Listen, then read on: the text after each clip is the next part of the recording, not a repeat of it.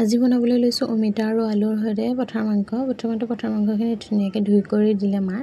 তো এইপিনে এতিয়া মই ৰেডি কৰিছোঁ আৰু দুপৰীয়াৰ যোগাৰ। আৰু ভিডিঅ'টো যোৱাকালিৰে আছিলে, তো আজি এডিট কৰিবলৈ সময় পালোঁ বাবে আপোনালোকক আজিয়ে শ্বেয়াৰ কৰিছোঁ। তো প্ৰথমে মই ধুনীয়াকৈ ইয়াত কাটি লোৱা পিঁয়াজ লৈছোঁ আৰু ঘৰতে থকা গোটা জিৰা, আদা, নহৰু লগতে শুকান জলকীয়া তিয়াই থৈ দিছিলোঁ আৰু সেয়াই পেষ্ট এটা বনাই দিলোঁ। লগতে অকণমান ৰুকি লোৱা অমিতা দিছোঁ আৰু দুখিলা তেজপাত, জোখমতে তেল আৰু সোৱাদমতে নিমখ হালধি দি ধুনীয়াকৈ এইখিনি মই প্ৰায় আধা ঘণ্টাৰ কাৰণে মেৰিনেট কৰি থৈ দিম। আৰু আনহাতে কেৰাহীটো পাতি লৈ মই তেল দিলোঁ। দিয়াৰ পিছত গৰম হোৱাৰ পিছত এতিয়া অমিতা আৰু আলুখিনি ৰঙচুৱা হোৱালে ভাজি ল'ম। এনেকৈ অমিতাৰে খাই পাইছেনে নাই ক'বচোন ৰাইজ, যোনে যোনে খাই পাইছে কমেণ্ট কৰিব তলত। আৰু প্ৰায় খাওঁৱে আমি এনেকৈ, আৰু ভালো লাগে এনেকৈ খাই। খাবচোন আপোনালোকেও বনাই ঘৰত, আৰু ইজিও হয়।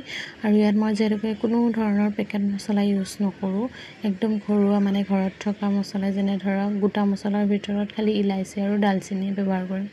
তাৰপিছত কথা কওঁতে কওঁতে আনফালে আকৌ মোৰ অমিতাখিনি ধুনীয়াকৈ ভাজাও হ'ল আৰু এইপিনে গোটা জিৰা দিছোঁ, অকণমান ডালচেনি আৰু ইলাচি দি মাংসখিনি মই এতিয়া বহাই দিলোঁ। আৰু দিয়াৰ পিছত এতিয়া ধুনীয়াকৈ লাৰি লৈ একদমেই ল' ফ্লেমত বনাম। অকণমান ইয়াত মই ধুই পিনে অকণমান পানীও দিম, যিহেতুকে হ'বলৈ সময় লাগে পাঠাৰ মাংস জানেই নহয়। আৰু কুকাৰত যিহেতুকে নিদিওঁ মই, তেনেকৈ হ'ব একদমেই ল' ফ্লেমত লাহে লাহে।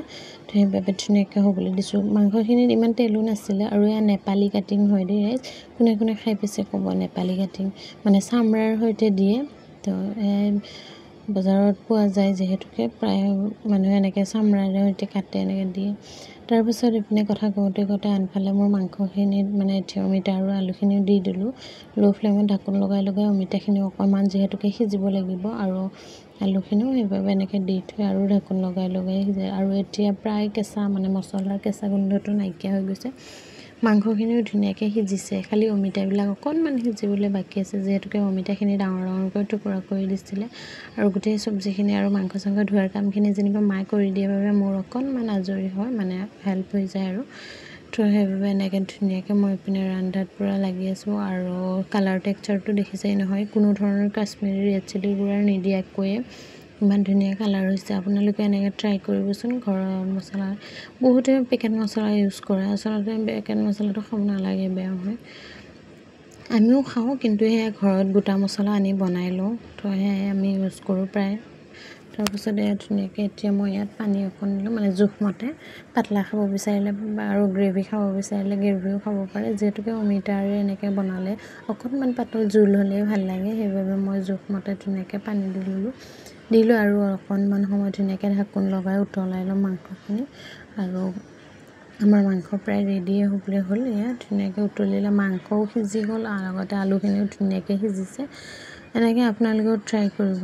আৰু ভিডিঅ'টো চাই কেনেকুৱা পালে প্লিজ কমেণ্ট কৰি জনাব। লগতে যিসকলে নতুন মোৰ মানে ফ'ল' কৰি ল'ব, আৰু যিসকলে ইউটিউবত চাব, মোৰ ইউটিউব চেনেল এটাও আছে, বহুতে হয়তো নাজানে, তেওঁলোকক কৈছোঁ ইউটিউব চেনেলটোত গৈ ছাবস্ক্ৰাইব কৰি ল'ব, লগতে মোৰ নতুন নতুন ভিডিঅ' পাবলৈ। তেনেহ'লে আজি লৈ আহিছোঁ, আৰু এয়া বনাই কৰি ৰেডি। আৰু এতিয়া খোৱাহে কথা। ছাগলীৰ মাংস ঘৰতে ইজিলি বনাই নিলোঁ, আৰু আপোনালোকেও বনাই ট্ৰাই কৰিব। আজিলৈ আহিছোঁ, পুনৰবাৰ লগ পাম অন্য এটি ভিডিঅ'ৰ সৈতে।